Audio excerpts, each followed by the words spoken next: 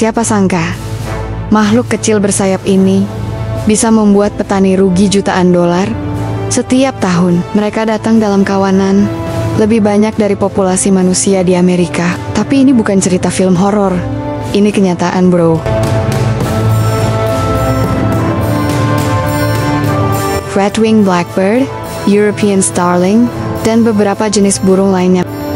Mereka bukan sekedar burung liar. Mereka adalah pasukan udara tak bersenjata, tapi bisa meluluh lantakkan ladang dalam hitungan jam. Ngeri kan? Apa yang sebenarnya terjadi? Bagaimana petani melawan mereka? Dan apakah burung-burung ini benar-benar musuh? Atau justru cermin dari kesalahan kita sendiri? Sebelum kita lanjutkan ke inti cerita, seperti biasa, Dewi selalu ingatkan ke kalian. Jika hidupmu berat banget, dan urusan tidak selesai-selesai, ada kalanya rehat sejenak. Ambil cangkirnya, tuang kopinya, dan seruput selagi hangat. Jangan lupa nyalakan koreknya, dan sebatin aja dulu. Intronya ya, jangan lupa Om, gas.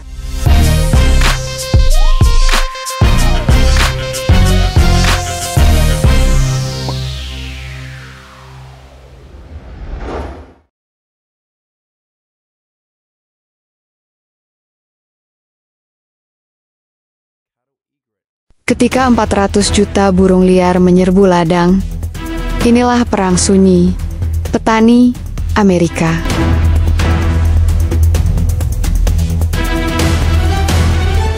Bayangkan sebuah ladang jagung seluas mata memandang, dan bayangkan pula ratusan juta burung datang menyerbu dalam senyap. Mereka bukan sekedar singgah, tetapi mereka datang untuk pesta pora menggigit, mencabik, dan meninggalkan kehancuran lahan pertanian.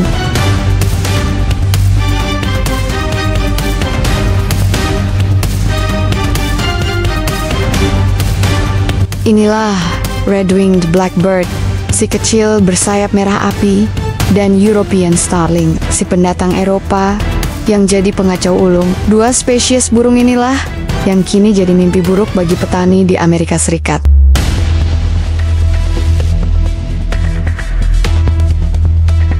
Datang tanpa diundang, makan sepuasnya, dan pergi tanpa bayar. Kayak kamu pas di warkop makan gorengan 5 ngaku cuma 1. Haha. Kalau mereka ini ikut seminar pertanian, mungkin temanya adalah cara merugikan petani secara efisien. Diperkirakan, lebih dari 30 hingga 50% hasil panen bisa lenyap hanya karena kawanan burung ini.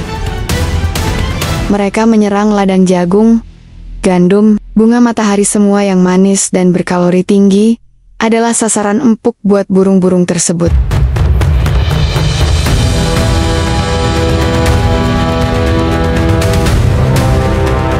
Setiap tahun, kerugian akibat burung liar tidak sedikit dan bisa mencapai ratusan juta dolar, dan itu belum termasuk kerusakan pada infrastruktur dan polusi akibat kotoran mereka di area urban seperti perkotaan.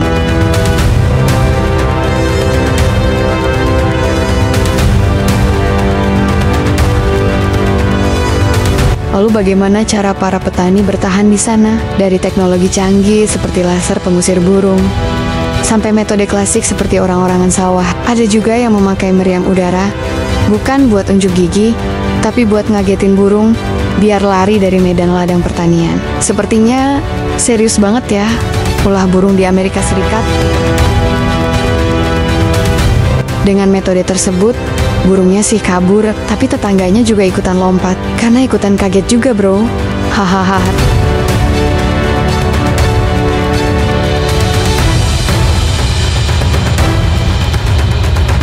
Dan ada sebagian petani cerdas di sana, sebagian bahkan memelihara burung pemangsa, seperti elang untuk menghalau para perusuh bersayap ini. Konsepnya sederhana, lawan burung dengan burung. Unik dan elegan sih, kalau ini.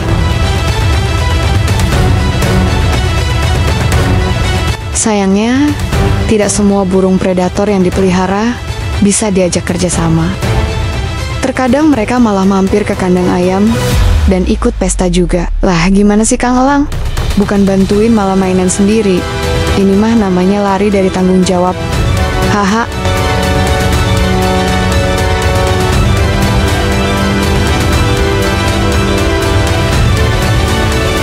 Ada paradoks di sini. Di satu sisi mereka merusak, tapi lihatlah pola indah dari burung ini. Murmuration Judara para starling, seperti lukisan hidup di langit senja. Indah, tapi sekaligus menyakitkan bagi petani. Terus petani harus gimana dong ah? Bingung jadinya kan?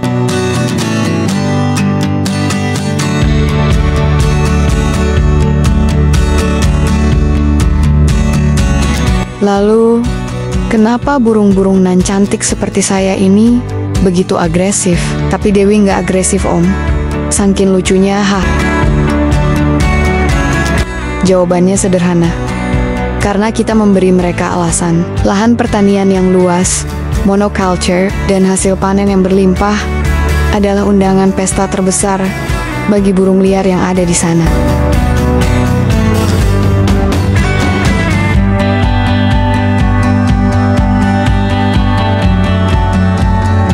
Ketika kita merombak alam dan mereka menyesuaikan diri, namun dengan cara yang tidak selalu kita sukai.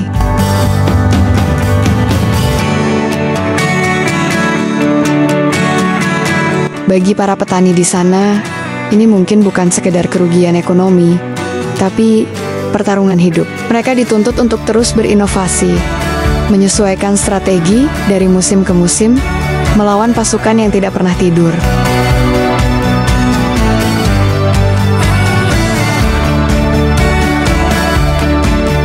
Tapi pertanyaan terbesarnya, haruskah mereka dibasmi? Ataukah kita harus belajar hidup berdampingan dengan lebih cerdas?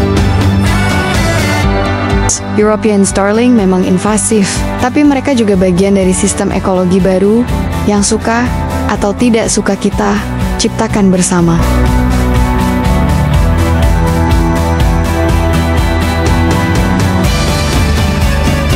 Burung-burung yang cantik ini sebenarnya tidak jahat guys, mereka hanya mengikuti naluri alamiah mereka.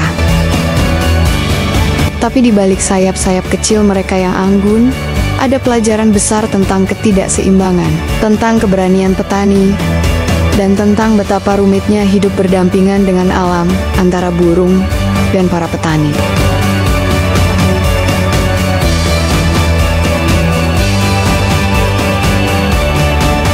Inilah kisah tentang burung, petani, dan ladang yang jadi medan pertempuran nan sunyi. Sampai jumpa di episode Trisakti Bird Farm berikutnya. Karena setiap burung punya cerita, dan kita di sini untuk menceritakannya.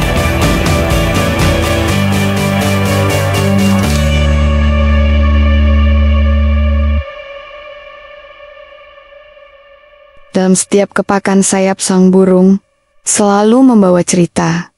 Bagi petani Amerika, itu bisa berarti bencana. Tapi bagi kita semua, ini adalah pengingat kita semua bahwa alam tidak pernah diam.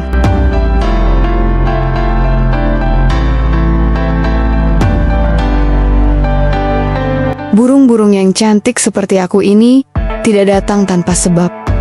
Mereka datang karena ada sesuatu yang tidak seimbang. Kita membentuk lanskap pertanian modern, dan kini kita menuai konsekuensinya.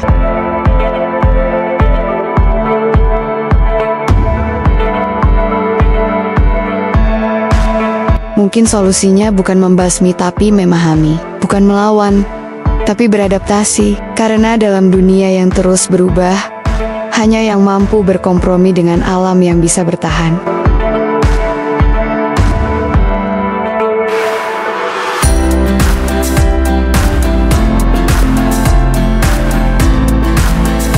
Saya Dewi Nara mewakili tim Pushrank Trisakti Bird Farm, selalu mengingatkan ke kalian semua untuk selalu jaga alam, bumi, air dan hutan tempat tinggal para burung.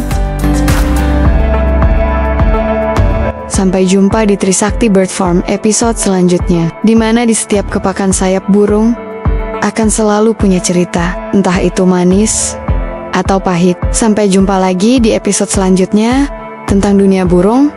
Semoga kalian terhibur. Terima kasih.